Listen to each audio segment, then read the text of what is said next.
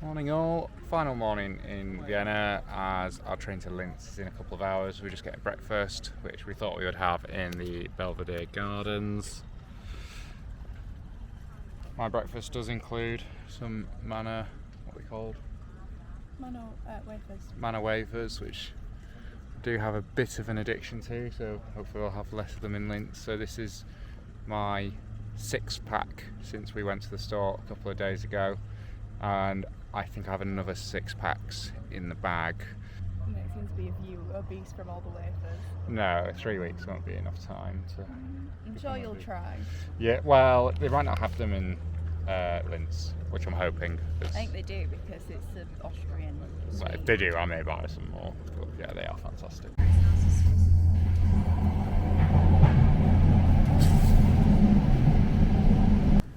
Train journey's done.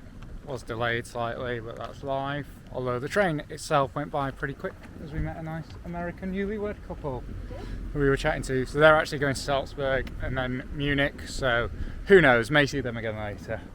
But we're now just going to our Airbnb to check in. We're a bit out of the city, we're on a farm, so it'll be a little bit different. Getting very different vibes to Vienna so far.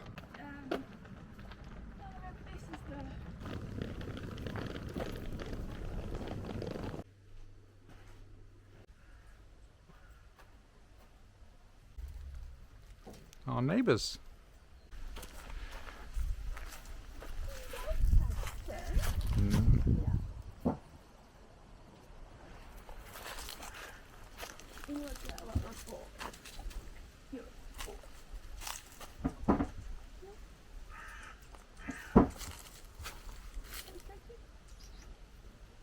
No, you don't want to stroke.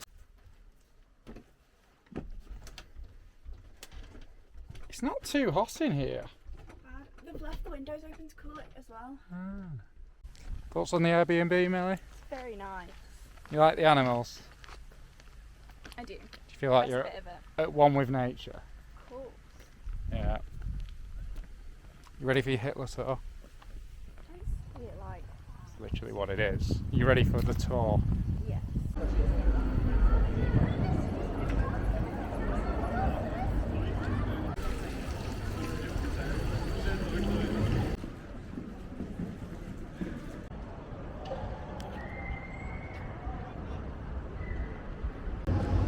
The town of Linz went down in history as the place where Adolf Hitler spent his early years from 1898 to 1907. The family moved here when he was just a little boy. For the rest of his life, little Addy considered Linz to be his hometown. He loved this place, declaring Linz Führerstadt, the Führer city, in 1937, and even envisaged extensive architectural plans of turning it into a main cultural centre of the Third Reich, eclipsing Vienna, the city he hated. So the Alter Dom Cathedral, also known as the Ignatius Church or the Jesuit Church, is the former cathedral of the Diocese of Linz. So at the age of 15, little Addy underwent a ceremony of confirmation here and was anointed with Christ as a Catholic. Later he made a drawing of the Alter Dom, which is preserved to this day.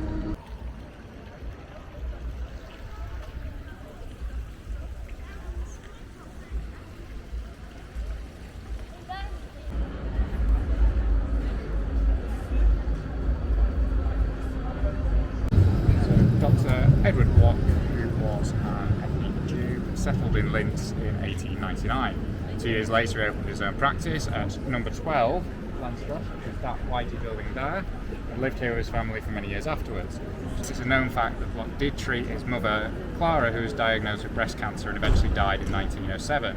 Because of the family's poor economic situation, the doctor charged Hitler's minimal fees, and sometimes even waived them completely, for which Adolf, then 18, granted him his everlasting gratitude. In 1938, following the Anschluss of Austria, Dr. Block lost his practice and was forced to close the office. Out of despair, he resorted to writing a few letters to his former patient, which, for the goodwill of faith, did reach Hitler. The Führer ordered the Gestapo to protect Dr. Block, his family, and all his possessions. Dr. Block, with his relatives, emigrated to the US in 1940, where he died 5 years later. The peach-coloured hotel building at 6 Steingasse in Linz is the former Rail Secondary School. In September 1900, Hitler's father, Alois, ignoring his son's desire to attend a classical high school and become an artist, sent Adolf here to continue his studies. The young boy had spent an hour every day walking 5 kilometres to the new school before his family finally moved to the city. While in Linz, Adolf Hitler developed a strong passion for classical music and opera thanks to the numerous visits with his mother and sister to the local theatre at 31 Gumbelstrasse. Back then, the Linz Theatre had a rather diverse repertoire, including Mozart, Schiller, Strauss and Wagner. Standing room tickets were fairly cheap, and Hitlers could afford periodic visits to the shows. Adolf particularly enjoyed the oeuvre of Richard Wagner, his favourite composer. In 1938, a special commission charged with drafting Hitler's biography for the Nazi Party archives noted that during the early 1900s, most actors in the Landestheater troupe were Jews.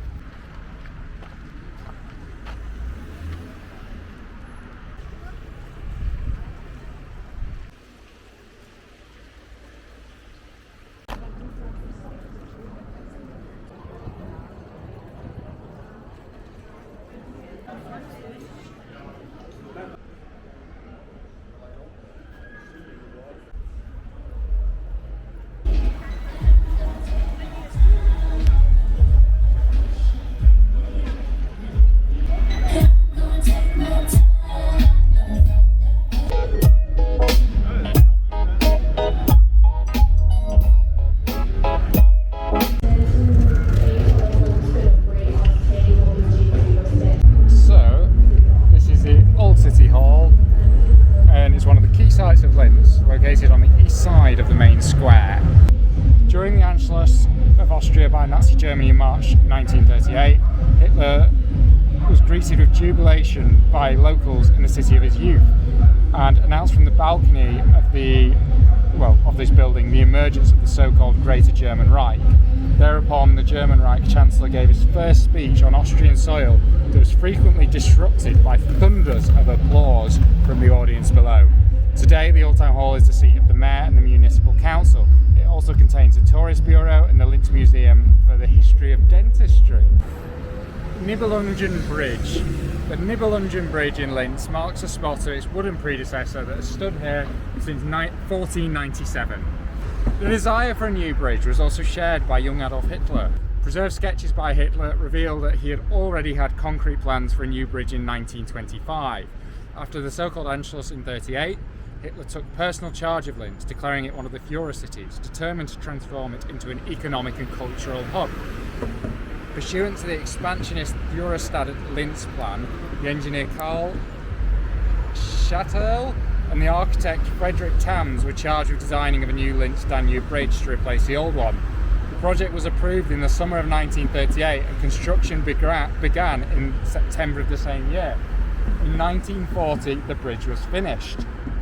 The huge equestrian statues of the Nibelung characters meant to adorn the bridge, commissioned by Adolf Hitler, were never completed because of the war, and thus brings us to the end of our Hitler tour of Linz. We hope you've enjoyed the tour, and thank you for your time and attention.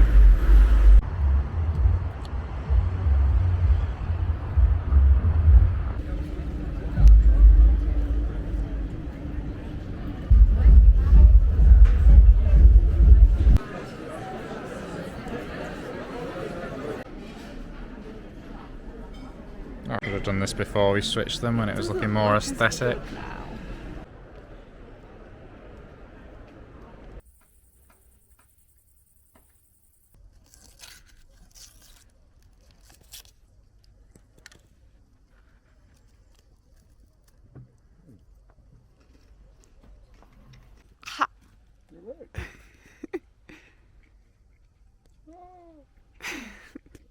How did you enjoy your night in the camper? It's alright. Just alright? I kept waking up every 5 minutes. Did you actually? That was probably the best night's sleep I'd had. Why did you keep waking up? Waking up. Just did. No, you got up to the toilet as well and it took me a while. Once it took me a while to go back to sleep after that. Right, okay.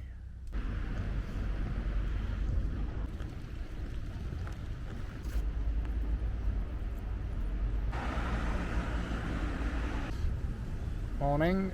So we're now just at one of the parks in Linz whilst we wait for our train to take us to Salzburg. So I think our time in Linz is now drawing to a close. How have you rated it? 7.5. 7.5. Do you prefer it to Vienna or Prefer Vienna. what about Bratislava? Maybe slightly a little bit more than Bratislava. And obviously for me, Vienna is clearly number one of everywhere I've been so far. I'd probably put Bratislava number 2. I think there's more to do. I think with Linz, I'm glad we've come. I think it's a nice little town. It's probably nicer than I thought it would be. It might be a city actually, but nicer than I thought it would be. But we came yesterday afternoon, and I kind of felt like we did it in that afternoon. You know, if we'd been staying today, I think we'd really be struggling for stuff to do. But obviously, you've got that the H factor, which we won't go into again. It's probably Hitler. I didn't want to name him because he's probably been named quite a lot in this video already. The H factor. The H factor. The H factor. You're not good at pronouncing. It's got the Hitler words. factor. Well, you keep making me say it. But yeah, so that's obviously the main reason we've come, just because it was in between Vienna and Salzburg, and obviously it's where he considered his hometown, as you'll know from the tour. But they're quite a nice little place. I think he would have struggled turning it into a rival of Vienna, like he planned, but we'll never know. Yeah, next stops will be in Salzburg.